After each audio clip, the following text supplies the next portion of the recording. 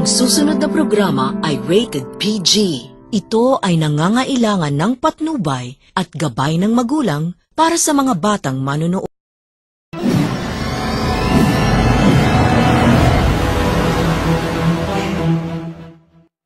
Isang magandang hapon po sa inyo mga kabayan.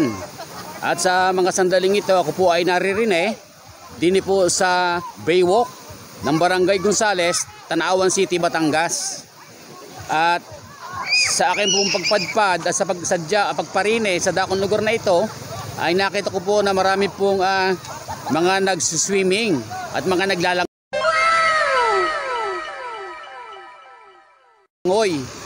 diyan po sa tubig.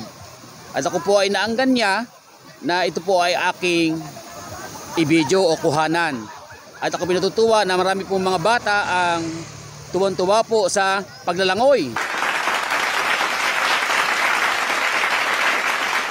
A few moments later. Yung mga bata sa mga sandaling ito na galing po sa tubig sa paglalangoy.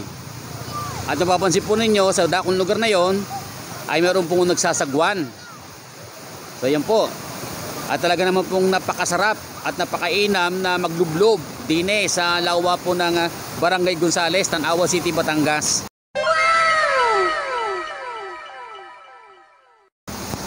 At kung kayo po ay mapapaginda dito po sa part ng Tanawan, kayo po ay pwede pong suminsay dito sa Barangay Gonzales.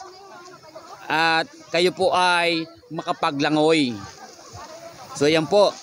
At mapapansin po ninyo, doon sa kalayuan na yon ay umuusok po ang Bulkan Taal. Ito po ang isang ale na maroon pong tindang sitsaron, na maroon po din ng isang napakagandang bangka. Napakagandang bangka ay napakaganda rin sakyan. Siguro yung mahal ang upa riyan sa bakang yan. So yan po, at dito po sa may puno po ng talisay ay maroon pong nagpapahinga.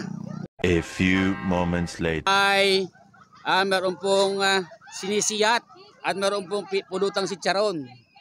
Pagbasa po nyo mabuti, baka meron po kayong kakilala. Yan. At talaga naman pagpaaraw po ng linggo ay din sa Barangay Gonzales, Tanawan City, Batangas ay talaga namang maraming dumadayo. At sila po ay hindi makapunta doon sa Barangay Banyadero at hindi makapaglangoy dahil doon po ay tangib. Dito po malawak po yung lugar, malawak po yung space, malawak po yung buhangin. Kaya dito sila dumadayo. Yan, kagaya po na isang are. Ano kayang kinukudkod? Ayun! Nagkukon sila, nagbabaga sila ng uling at meron po silang iihaw. Na tilapia. So yun po, at dito naman sa lugar na ito ay meron pong ginayat na sayote. Yan, sayote at meron pong malunggay ay klase magtitinola. Ayun po si nanay, yan. At talaga namang sa mga oras na ito ay iniintay maluto yung tinola. At maya maya po yan ay ready to eat na. At sila po ay kakain na. A few moments later. Kung kayo po ipaparines ay makikita po niyo yung bundok na yon. Ayan, yung pong parte ng buot, parte ng napayong. Yan, Maria Paz. Papunta dyan sa bulkan po ng Taal. A few moments later. At dito po sa lugar na ito ay mayroong mga bata din naglalangoy. Meron po nakita na sa halip po yung maliit na bata ang karga ay aso po yung karga. Yan. Yan po yung kanyang baby. Yung kanyang pong magandang aso na kanyang bini-baby. So yan po, magandang hapon po. Pamasta po ninyo na talagang maraming tao sa mga oras na ito. Hiwa-hiwalay lamang sila. Dahil malawak po yung lugar na ito. Ito pong Barangay Gonzales, Tanawan City, Batangas, ay ito po yung malawak na area. Kaya marami pong dumadayo dito para mag-picnic, para mag-swimming, para mag-picture-picture, mag-tiktok-tiktok.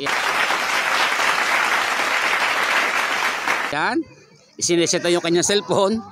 So yun po.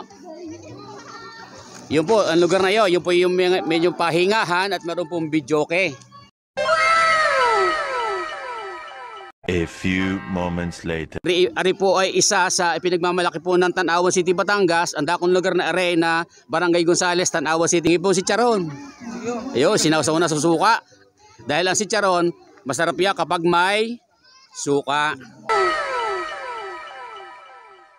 Yan po, sa mga sandali nito ay talagang gayak na po si Mrs. na sila po ay papunta sa kanyang motor at talagang tapos na po siyang maligo. So ayan, at ang mga bata po ay bibihisa na at sila po ay uuwi na yata. A few moments later. Volleyball, at yan po, meron po naglalaro ng volleyball sa mga sandaling ito. Ayan, 2 laban sa 3. Kung kayo po ay nagnanais pumunta rito, ito po ay sa Barangay Gonzales, Tanawan City, Batangas. Magandang hapon po sa inyong lahat. Ito po ang inyong kaibigan, kabayan, kabalikatan, Kuya Edgar Makata ng Santo Tomas City, Batangas.